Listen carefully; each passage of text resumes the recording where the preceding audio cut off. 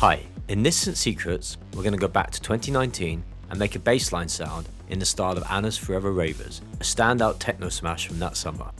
This track sees Anna team up with Kittin, and despite the incredibly visceral lyrics, it's the bassline that gets us really rocking.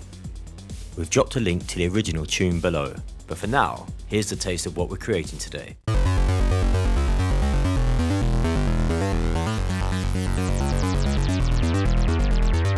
And here's a taste of it in the context of a tune.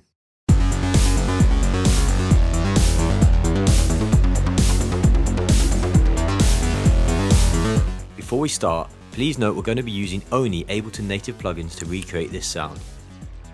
If you wish to follow along, there's a download link to the MIDI below, or simply freeze the video and program the part on the screen. The pattern is a similar 16th note sequence to the original, but you can program anything you wish. Remember, we're giving you pointers here to use in your own way. Take note that we are in A minor. Different keys have different feelings, and for this type of raw driving sound, the key of A minor works perfectly. One last intro thingy, please remember to subscribe and hit the notification button. We appreciate the support. Right, let's get to it.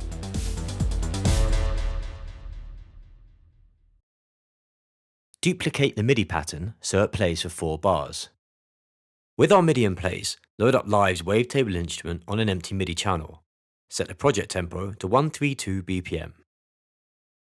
Head to the far right of the plugin device window and set voices to mono. Next, go to glide and push it to 25 milliseconds. And choose Unison's classic mode with the voices at 2 and the amount to 3%. Here's our progress so far. Sounds like Anna and Doctor Who did a collab.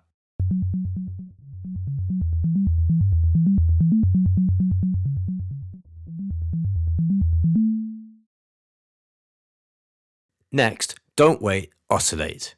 Select Oscillator 1 and Vintage from the Wavetable categories. Click the drop-down menu and select Low Saw Wavetable. Set the semi value to -12 semitones and the wave position to 57%. Next, activate Oscillator 2. We're going to use the default wavetable. Bring the wave position up 67% for a simple saw wave. As in Oscillator 1, transpose using semi to -12 semitones and detune with det to -2 cents. Even a tiny detune value like this is enough to change the character of a sound. Here's our progress so far. Well, hello there, Anna-ish.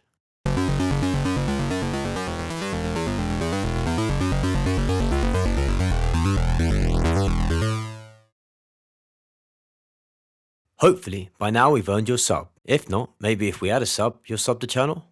So activate the extra oscillator, sub, by toggling the sub switch on the far left of the device window.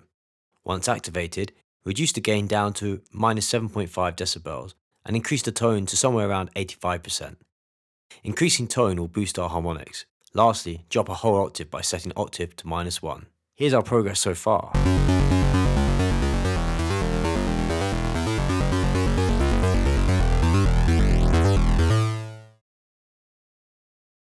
No synth sound is complete without running a signal flow through a filter, or indeed two. In the center of the device is where you can activate your filters.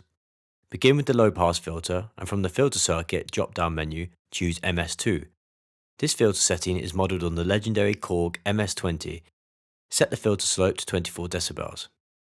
For now, leave the resonance at 0%, but bring the cutoff to around 8.9 kHz, and push the drive to somewhere around 6.4 decibels. As ever, feel free to experiment. For the high pass filter, select the PRD mode. This mode's resonance is helpful for adding a pleasant boost at the cutoff point, providing more body in the low end or generating harmonics at the top end. Bring the cutoff to around 40 Hz, set the resonance to 30% and push the drive by 2 decibels. Here's our progress so far. There we go.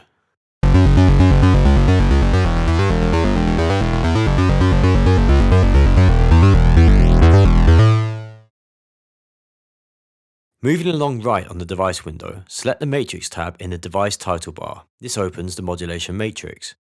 Click on the low pass filter's frequency dial and it will display in the modulation matrix. Once you see it appear, dial 100 into the envelope 3 column. Now select mod sources in the device title bar and choose envelope 3. Its ADSR graph should appear below. Set the attack to 0.18, decay to 4, sustain to 40 and release to 600.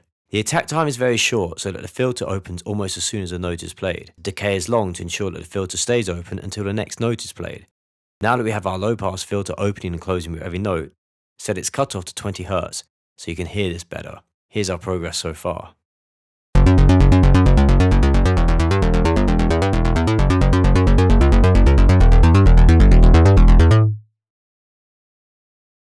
Now for the fun part. Start off by duplicating the part. We want it to loop for 8 bars. There are 2 key parameters that sound great with some automation. These are the low pass filter resonance and the decay parameter in envelope 3, the low pass filters envelope. First, write in your resonance automation. We programmed it so that the resonance is at 100% from bar 4 to bar 8. You'll hear the squelchy sound we're looking for. The decay automation is underneath. By increasing the delay in bar 5, we can really open up the filter and add some movement to your bass part. This can be effective in the arrangement both in a drop or intro. Here's our final bass sound.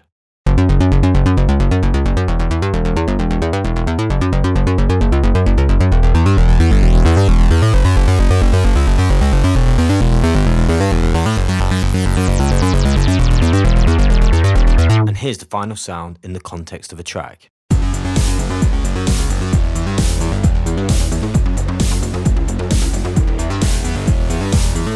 If you like this Synth Secrets, please drop a comment below of any suggestions of tracks you'd like us to try recreate, or for use as inspiration for a particular sound.